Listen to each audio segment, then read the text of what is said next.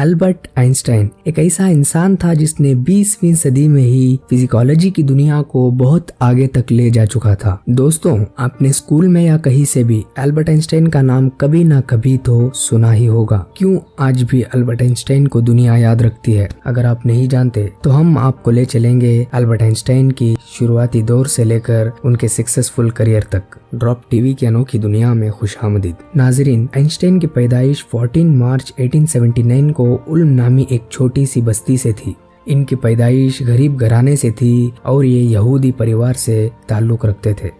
जब वो पैदा हुए तो इनके सारे बॉडी ऑर्गन्स के मुकाबले में इनका सर कुछ जरूरत से ज्यादा ही बड़ा था। इस बात से इनके पेरेंट्स कुछ ज्यादा ही परेशान थे। धीरे धीरे वक्त गुजरता गया। आइंस्टाइन की उम्र 4 साल होने के बावजूद भी आइंस्टाइन बात नहीं कर पाते थे। इनके माँ बाप के लिए ये बात भी बहुत ही परेशान गुन थी। कुछ दिन गुजरने के बाद वो बात करने लगे। इसी बात के चलते उनको स्कूल में एडमिशन देरी से करवाया गया। उनका सर बड़ा होने की वजह से स्कूल में अक्सर बच्चे उन्हें चिढ़ाया करते थे। आइंस्टाइन बचपन से ही अलग किस्म के थे, बाकी बच्चों के मुकाबले में बिल्कुल अलग थे। यहाँ तक कि उनको अगर कुछ भी सीखना होता ना तो वो टीचर के पास जाते या किसी और की मदद लेते, बल्कि वो खुद से ही देखकर खुद ही सीखते थे। इनके एज वाले बच्चे खेलने कूदने में लगे रहते थे तो ये अपनी अलग ही दुनिया में मसरूफ रहते थे। वो अपनी छोटी सी उम्र में ही ये सोचा करते थे कि दुनिया का निजाम आखिर कैसे चलता है। इनको जो भी सीखना होता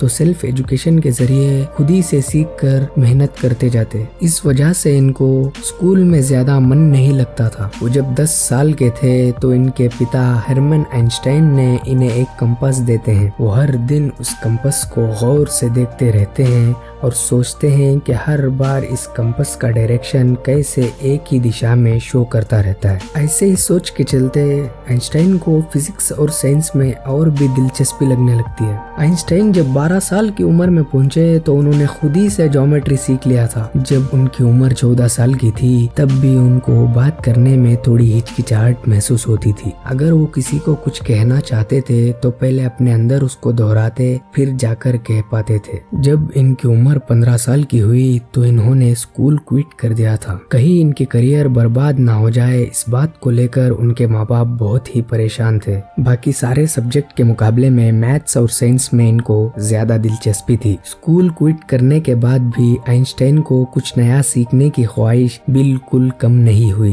फिर कुछ अरसे के बाद इन्होंने यूनिवर्सिटी ऑफ ज़ुरिच में एडमिशन लेने का सोचा, लेकिन इत्तेफाक से वो एंट्री एग्जाम में फेल हो गए थे। हालांकि आइंस्टाइन को कॉन्फिडेंस बहुत ज्यादा थी। फिर उन्होंने कोशिश जारी रखी। फिर आइंस्टाइन एक और अटेम्प्ट देते हैं। इस बार उन्हें एडमिशन दे दिया जाता है। वो वहाँ से अपनी पढ़ाई पूरी करने के बाद जॉब ढूंढने लगे, क्योंकि आइंस्टाइन के रहन सहन और बातचीत का तरीका आम लोगों से काफी अलग था। इसी वजह से कोई भी उनको काम पर रखना ही नहीं चाहता था। वो हर रोज नौकरी की तलाश में दर बदर भटकते रहते थे। आइंस्टाइन जैसे तैसे खुद को संभाल रहे थे तो अचानक से उनके वालिद का तबीयत बिगड़ने की सूरत में इंतकाल हो जाता है। अब आइंस्टाइन के कंधे का बोझ दुगना हो चुका था। एक तरफ घर की जिम्मेदारी और दूसरी ओर नौकरी ना होने के चलते वो बहुत ही गमज़दा हो गए थे। थके हारे एक दिन आइंस्टाइन अपनी वालिदा पॉलिन आइंस्टाइन के पास जाते हैं और दुख भरे मिजाज में उनके वालिदा से कहते हैं, ऐसी दुख भरी जिंदगी जीने से अच्छा तो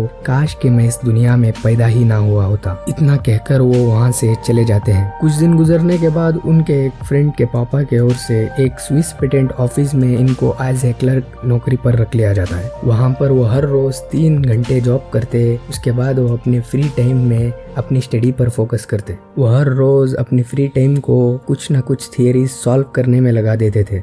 आइंस्टाइन ने 4 ऐसी थियरीज दुनिया को रूबरू करवाई जिसको देखने के बाद बड़े से बड़े फिजिक्स इंडस्ट्रीज देखकर हैरान पड़ गई थी, क्योंकि उनके बनाए थियरीज इतनी मुश्किल थी कि किसी को भी समझ नहीं आ रही थी। उनकी बनाई गई सबसे 4 popular theories E=mc², atomic energy, theory of relativity and theory of light. उनकी बनाई गई थियरीज इतनी मुश्किल थी। लगभग 4 साल गुजरने के बाद मैक्स प्लैंक नामी एक फिजिकोलॉजिस्ट को उनकी स्पेशल थियरी ऑफ रिलेटिविटी में कुछ लॉजिक लगी। आइंस्टाइन की थियरीज को समझने वाले मैक्स प्लैंक पहले इंसान थे। उन्होंने इस थियरी को सच साबित किया था। फिर हर गुजरते दिन उनकी सारी थियरीज सच साबित होती गई। फोटो इलेक्ट्रिक इफेक्ट को दुनिया के सामने एक्सप्लेन करने पर उनको 1921 में नोबेल प्राइज से नवाजा गया। जी हाँ दोस्तों, आइंस्टाइन अक्सर लोगों को ये कहकर मोटिवेट करते थे कि खुद से खुद को जगाओ कि कोई भी इंसान बिना गलती के नहीं जीत सकता। गलती के बिना कोई भी कुछ नहीं सीख सकता। किसी को भी अपनी जिंदगी में आइंस्टाइन जैसा बनने की जरूरत नहीं। जो तुम खुद हो उसे खुद में ही तलाश करो। जब तुम खुद ही मेहनत करोगे तब जाके आगे बढ़ पाओगे। ये दुनिया भले ही आपको दीवाना ही क्यों ना समझे, इनकी फिक्र को आप मन से निकाल दो। हालांकि आइंस्टाइन को जो भी करने का मन करता था वो सिर्फ वही करते, और जब भी उनको वक्त मिलता था वो बखूबी मेहनत किया करते थे। तो दोस्तों, आपको अल्बर्ट आइंस्टाइन की स्टोरी कैसी लगी कमेंट बॉक्स में जरूर बताना। तो मिलते हैं अगले वीडियो में, तब तक के लिए अपना ख्याल रखें।